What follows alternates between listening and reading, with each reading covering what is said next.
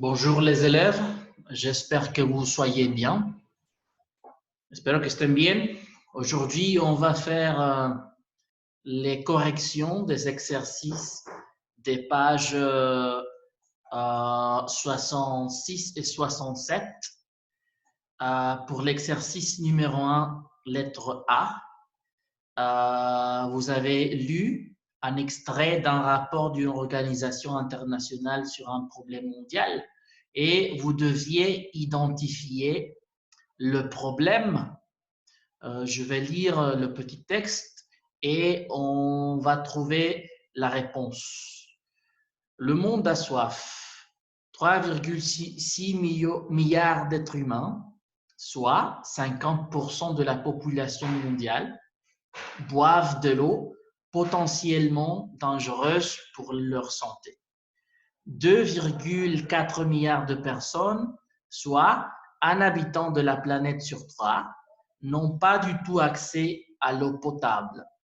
3,4 millions de personnes meurent chaque année de maladies liées à l'eau. La plupart sont des enfants. Un enfant meurt tous les 20 minutes à cause du manque d'accès à l'eau potable. 80% des maladies sur la Terre sont liées à l'accès inégal à l'eau potable. Et on a aussi les légendes. Accès à l'eau potable généralement suffisant, c'est la couleur jaune. Manque d'eau potable pour la cause de sécheresse, c'est la couleur rouge. Et manque imminent d'eau potable, sécheresse croissante, couleur rose. Manque d'accès à l'eau, surtout pour des raisons économiques, couleur orange. Et information non disponible, c'est la couleur blanche. Alors, quel est le problème de ce rapport de cette organisation internationale? C'est l'Organisation mondiale de la santé, l'Organisation mondiale de la santé. Le problème, c'est bien sûr l'accès à l'eau potable. C'est l'accès à l'eau potable. Celui-ci, c'est la réponse correcte. Et pour l'exercice B, vous deviez retrouver dans le texte les passages qui correspondaient aux étiquettes ci-dessous. Et les étiquettes disent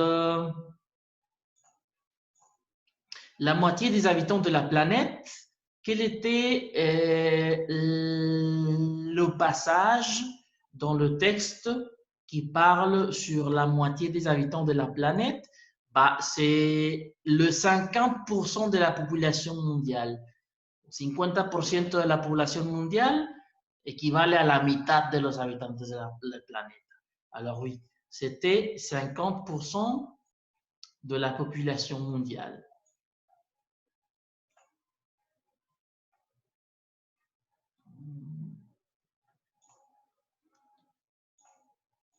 Oui, ici.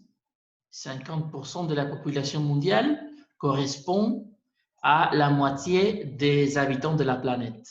Le tiers de la population mondiale, un tercio de la población mondiale, un tercio de la población mondiale équivale à un habitant de la planète sur 3. Uno de cada 3 équivale à un tercio. Voilà. La majorité des personnes qui meurent,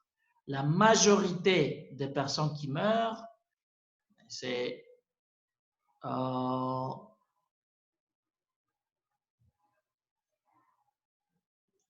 dans le texte, un habitant, 3 meurt chaque année de maladies. La plupart sont des enfants. Voilà. La plupart, c'est le mot, c'est l'expression dans le texte qui équivalent à la majorité. La majorité de personnes qui meurent sont des enfants. La plupart sont des enfants. Ce sont des synonymes. La plupart et la majorité. La mayor parte, la mayoría. Et la plupart des maladies, dans le texte, 80% des maladies sur la Terre sont liées à l'accès inégal à l'eau potable. La mayoría de las enfermedades, 80%, es un porcentaje que es la mayoría. Voilà, ce sont les réponses de la page 66. On passe à la page suivante, c'est l'exercice numéro 2.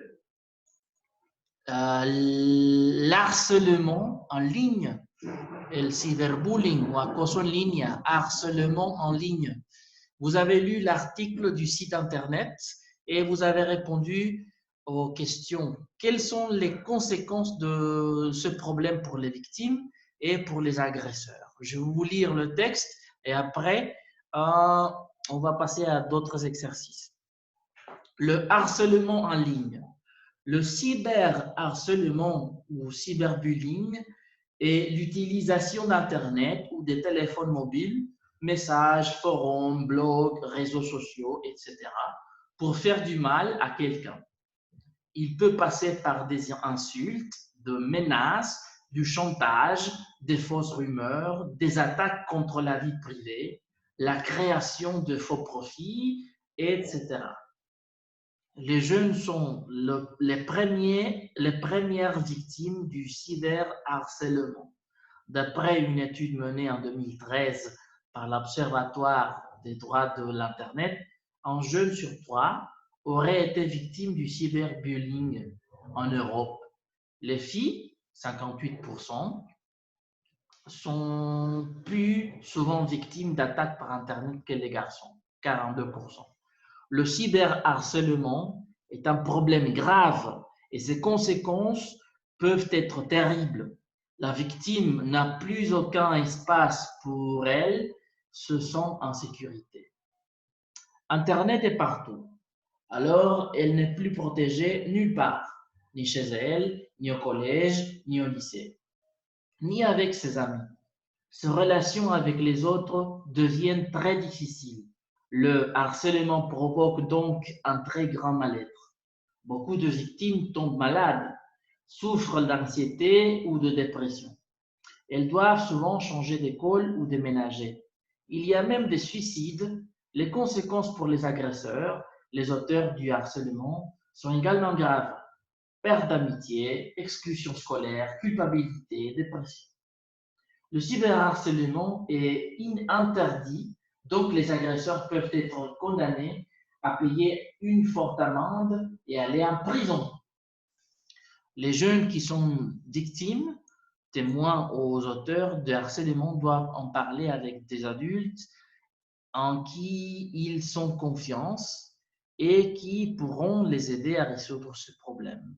Et vous avez écrit un texte pour raconter une expérience similaire et ses conséquences. Comme l'exemple, l'an dernier, il y a un garçon dans mon collège qui a été victime de harcèlement. On a mis des photos de lui sur Internet avec des insultes et des mensonges. Les agresseurs ont été exclus du collège. El texto que recibí, ya sea por correo o que ustedes adjuntaron y me enviaron evidencias por la plataforma de Teams, les enviaré una retroalimentación ahí mismo por el mensaje de la plataforma de Teams. Y también copiaron en su cuaderno las herramientas gramaticales y de vocabulario de la columna derecha, les pourcentages et les proportions. 50% des êtres humains boivent de l'eau potentiellement dangereuse pour leur santé. Pourcent, para hablar de un porcentaje, hablamos de pourcent, el número más la palabra pourcent, 50%. 80% de maladies sur la Terre sont liées à l'inégal accès à l'eau potable. Y tenemos también expresiones como la moitié, la mitad, o un tercio, le tiers. La moitié des humains boit de l'eau. Le tiers de l'humanité n'a pas accès à l'eau potable, etc. Les collectifs, la moitié, la majorité, la plupart. La mitad, la moitié des habitants de la planète boivent de l'eau dangereuse pour la santé. La majorité, dans la majorité des cas, l'agresseur utilise un pseudonyme. Majorité, la mayoría. La plupart des décès causés pour le manque d'accès à l'eau potable se produit chez les enfants. La plupart significa también, igual que el de arriba, la mayoría, la mayor parte. Les conséquences. Para expresar la consecuencia, usamos palabras como donc y alors. Donc se refiere, más bien significa entonces, también alors, por lo tanto, por esto. Ces relations avec les autres deviennent très difficiles. Le harcèlement provoque donc, por consecuencia, por lo tanto, debido a eso, un très grand mal-être. Le cyberharcèlement est interdit. Donc, por consecuencia, les agresseurs peuvent être condamnés à payer une forte amende et aller en prison. Alors, también significa por consecuencia, entonces, debido a eso. Alors, Internet est partout. Alors, por lo tanto, la victime n'est plus protégée nulle part. Voilà. Et comme ça, on termine les corrections du devoir des pages 66 et 67. On va passer au cahier d'activité à la page 36, cahier d'exercice, page 36 et 37. Là, vous avez des exercices que vous devez faire aujourd'hui et demain pour les vérifier vendredi. Alors, pour l'exercice numéro 1, vous devez associer les proportions avec les pourcentages, les 3/4, les 2/3, la moitié, un tiers, un quart, avec les pourcentages qui sont à droite. Vous devez lire le texte et répondre aux questions au cahier. Van a responder las preguntas en el cuaderno del 1 al 5. También van a ser de la página siguiente, la 37 del cuaderno de ejercicios, la actividad B. Van a asociar los elementos de cada recuadro para formar una frase coherente, ¿vale? Con una línea. Y me envían la foto por correo o por Teams. Y van a hacer el ejercicio 4, el ejercicio 4A. Qu'est-ce qu'il faut que tu fasses pour être un éco-citoyen? Complète avec les verbes conjugués au subjonctif. Este es un tema nuevo que les voy a explicar en un momento. Es una conjugación especial, el subjuntivo. Ya les explicaré. También va a ser parte de su tarea. También el ejercicio 5. Choisis deux problèmes et propose une solution. Van a escoger dos de estos problemas y van a redactar dos soluciones aquí mismo en el libro o en su cuaderno. No importa, si no les cabe aquí, lo hacen en el cuaderno y me envían la evidencia. Voilà. Ok, on passe à l'explication du subjonctif. Je vais vous partager un tableau virtuel. Donnez-moi un second.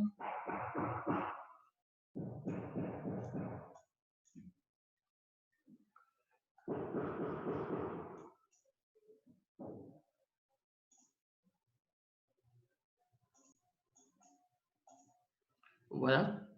Y les comparto un pizarrón pour vous expliquer le sujet du subjonctif. Le subjonctif, voilà.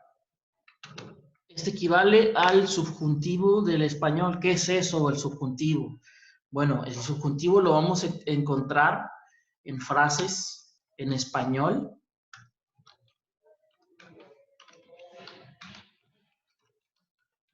que van seguidas siempre por la conjunción que.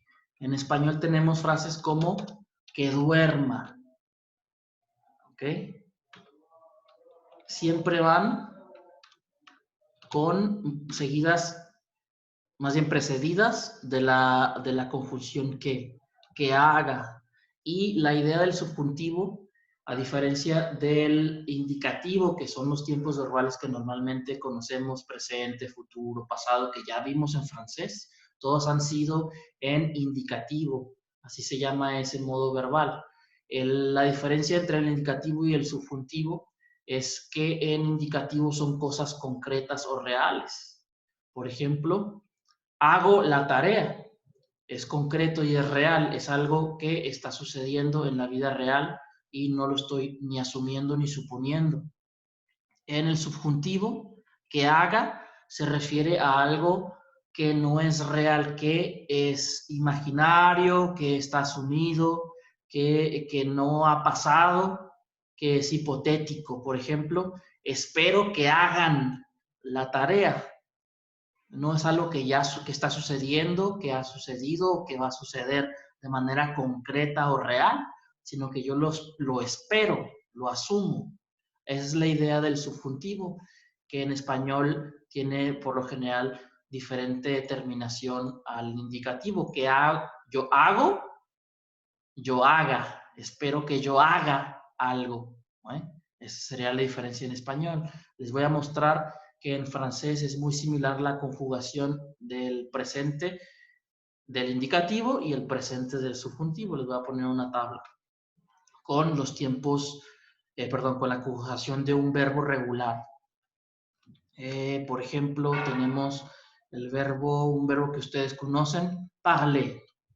Es un verbo regular del primer grupo. Los verbos regulares del primer grupo, ya saben, son todos los que terminan con ER.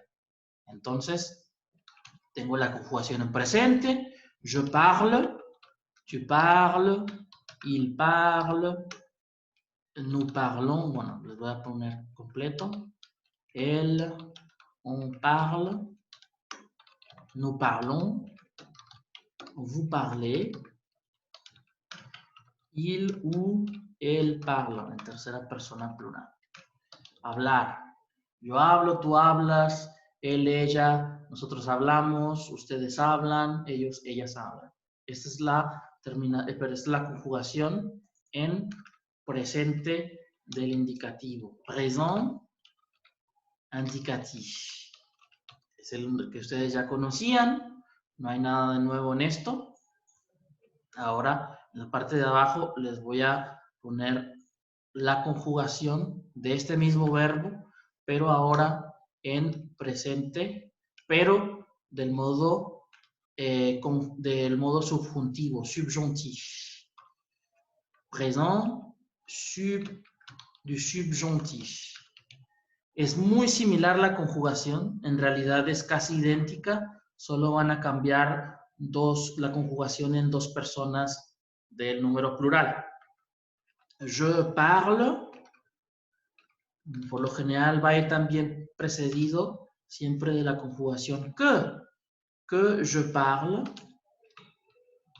que tu parles, igual, que, bueno, aquí como el artículo, perdón, como el pronombre personal empieza por vocal, lo elidimos con un apóstrofe. Qu'il, qu'elle ou qu'on parle, hasta aquí, todo ha sido igual al presente del indicativo. Ahora en plural va a cambiar un poquito y va a tomar la forma del imperfecto. Que nous parlions. La única diferencia va a ser la I en parlions. Que nous parlions, que vous parliez, y en tercera persona plural va a ser que vous, perdón, también como empieza por vocal, qu'il o qu'elle parle. Entonces, aquí vemos que la única diferencia va a ser realmente en la primera y segunda persona del plural, que agrega una I. IONS y EZ. Esto es para los verbos regulares. Ahora vamos a regresar al libro, porque estas tablas de conjugación las tienen ustedes en su libro. Entonces, para que hagan su trabajo del ejercicio 4A, conjugando los verbos en subjuntivo, se van a apoyar en el libro, en las tablas de conjugación que vienen al final. Ya les muestro la página. Voy a cerrar el pizarrón. Y les comparto de nuevo el libro. Voy a ir a las tablas de conjugación. Las tablas de conjugación de su libro empiezan en la página 112 y aquí viene todos los tiempos verbales que ya hemos visto, desde el presente del indicativo, que era lo que les estaba comentando. Aquí van a encontrar los verbos irregulares que no corresponden a la explicación que les acabo de dar. Yo conjugué los verbos NR, aquí está el modelo de un verbo regular, como parler, en presente, pasado compuesto, imperfecto, futuro simple, condicional, presente del subjuntivo, el tema nuevo, y el imperativo que también ya conocen. Entonces aquí ustedes en esta columna van a estar revisando la conjugación de los verbos, bueno, en este caso de los irregulares y de todos los verbos que ustedes no identifiquen para que hagan su tarea. Bueno, va a ser todo por el día de hoy. Voy a estar revisando sus trabajos y enviando su retroalimentación de la tarea que hicieron el lunes. Y espero recibir por correo o por Teams los ejercicios del cahier d'activité de las páginas 36 y 37. Bonne journée et à la prochaine. Au revoir.